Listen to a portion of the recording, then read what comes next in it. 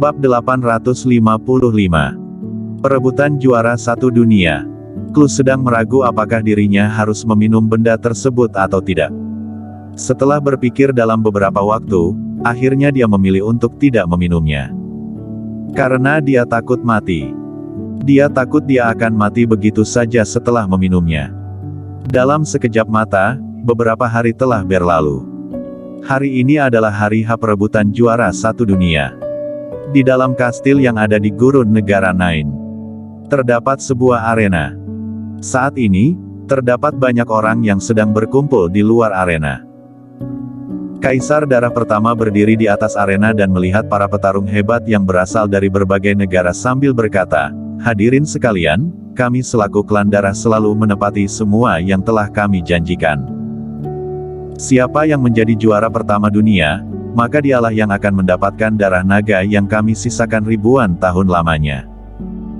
Dan kami juga akan memberitahu keberadaan naga tersebut kepada juara pertama dunia. Darah naga sungguh bisa membuat manusia memiliki kehidupan yang kekal. Ini adalah hal yang benar. Darah naga tersebut sudah tersimpan dengan baik oleh keluarga kami. Hari ini akan diberikan kepada siapa yang menang. Tetapi, harus aku ingatkan kepada para hadirin sekalian, bahwa pisau tidak memiliki mata, jadi kalian harus lebih berhati-hati dan lakukan semaksimal mungkin." Setelah selesai berbicara, dia turun dari arena.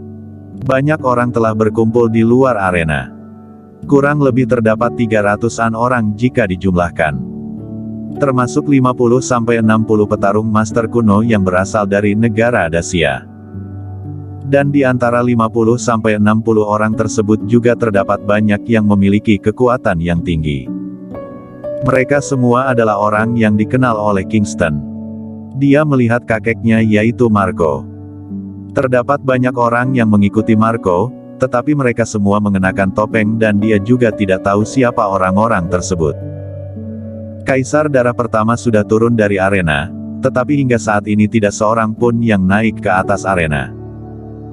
Kingston berdiri di samping Sky dan bertanya dengan suara yang kecil, "Tidak ada yang maju, bagaimana kalau kamu yang memulainya dan aku yang akan maju jika kamu kalah? Tetapi, aku percaya bahwa kamu tidak akan gagal, karena kekuatanmu saat ini sudah bisa dikatakan sebagai yang terhebat di dunia." Terhebat di dunia yang dikatakan oleh Kingston membuat Sky merasa sangat puas. Tetapi, dia juga tidak bodoh hingga harus menjadi orang yang pertama memulainya. Jika dia ingin mendapatkan juara pertama dunia, maka dia harus bertarung dari awal hingga akhir jika dia menjadi orang pertama yang memulai. Tidak ada yang naik ke atas arena dalam beberapa saat. Kaisar Darah Pertama juga mulai mengkerutkan keningnya setelah melihat kondisi sekarang.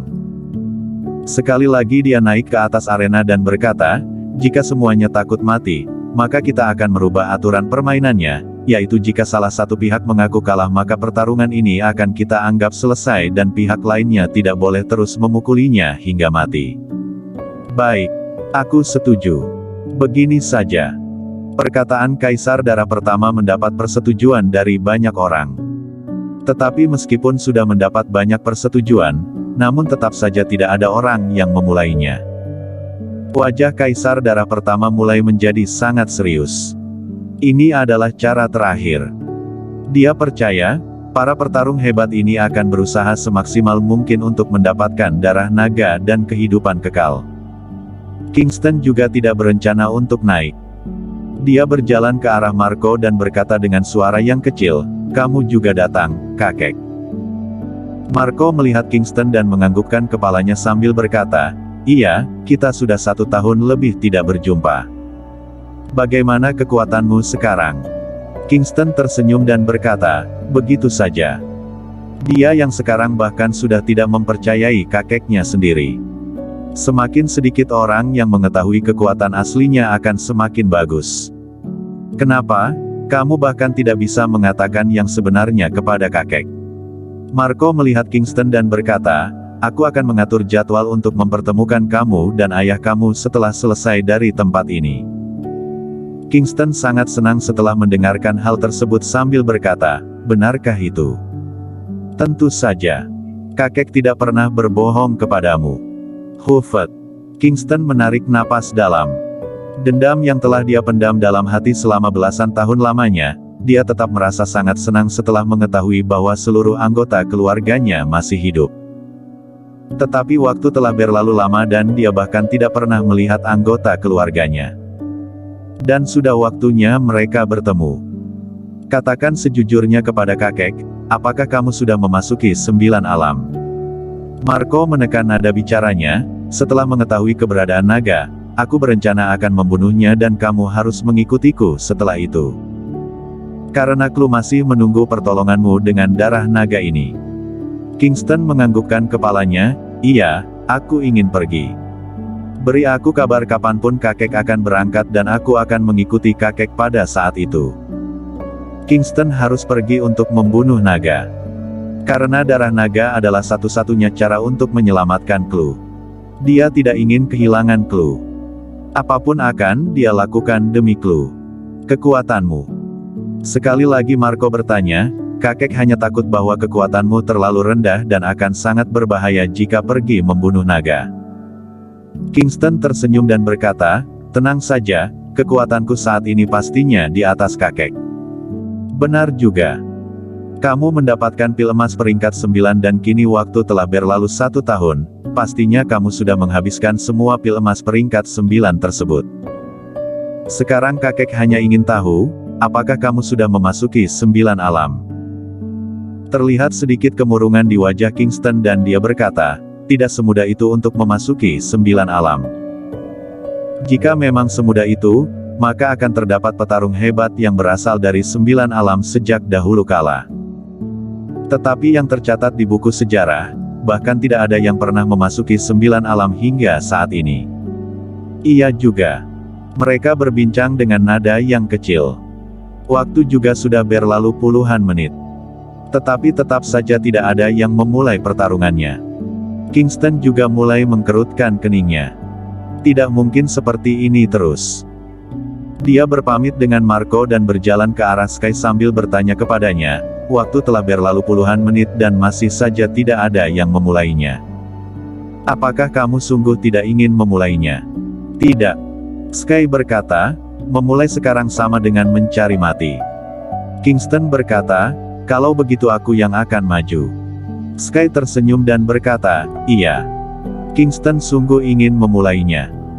Karena dia telah memasuki puncak tinggi Miko Jiu dan energi Ki-nya sekarang juga sudah pada batasan tertinggi, bahkan ilmu pedangnya masih memiliki kesempatan untuk meningkat. Dia ingin memanfaatkan kesempatan kali ini untuk menunjukkan ilmu pedangnya. Ingin menunjukkan kepada para petarung yang berasal dari berbagai negara, bagaimana bentuk dari 14 pedang surga. Dia melompat dan seketika muncul di atas arena. Dia adalah Kingston. Kingston sudah tidak dapat mengendalikan diri. 1 tahun yang lalu dia mendapatkan pil emas peringkat 9. Sesuai dengan berita yang beredar, pil emas peringkat 9 tersebut bisa membuat orang memasuki 9 alam. Kini 1 tahun telah berlalu dan pastinya dia sudah memakan pil emas peringkat 9 tersebut. Kita juga tidak tahu dia sudah sehebat apa saat ini. Apakah Kingston sudah memasuki 9 alam? Jika memang seperti itu, maka juara pertama dunia kali ini pasti menjadi milik dia.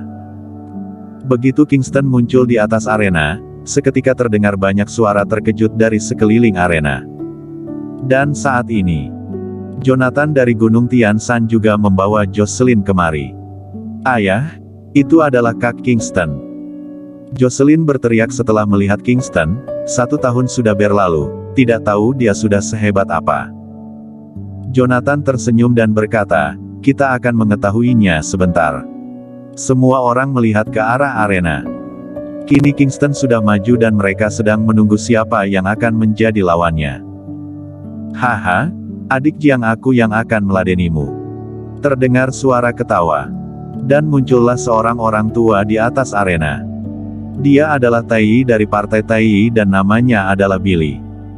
Billy berdiri di atas arena sambil tersenyum dan berkata, adik Jiang, kedatanganku kali ini bukanlah untuk merebut juara pertama dunia denganmu. Hanya saja 1 tahun ini aku sedikit terbuka dengan ilmu pedang ajaran Tai dan waktu itu kamu juga sempat belajar ilmu pedang tersebut. Oleh sebab itu, aku hanya ingin tahu kehebatan ilmu pedang kamu. Bagaimana kalau kini kita anggap sebagai saling belajar satu sama lain saja? Baik. Kingston melihat ke arah Billy tersenyum dan berkata, meskipun hanya belajar, tetapi kamu juga harus lebih berhati-hati, karena aku sendiri saja takut terhadap ilmu pedangku. Aku khawatir aku tidak dapat mengendalikannya dan tanpa sengaja melukaimu. Haha. Billy tertawa keras. Siu. Segera mencabut pedangnya. Seiring dengan aksi dia mencabut pedang, kini suasana di dalam kastil mulai memanas. Dan tubuh Tai juga mengeluarkan sebuah aura yang sangat kuat. Sebuah pedang yang sangat hebat. Ini adalah pedang api. Banyak yang terkejut dan berteriak setelah Tai mencabut pedangnya. Wajah Tai tampaknya sangat puas dan tersenyum sambil berkata, Adik Jiang, kamu harus lebih berhati-hati. Ini adalah pedang api. Bersambung.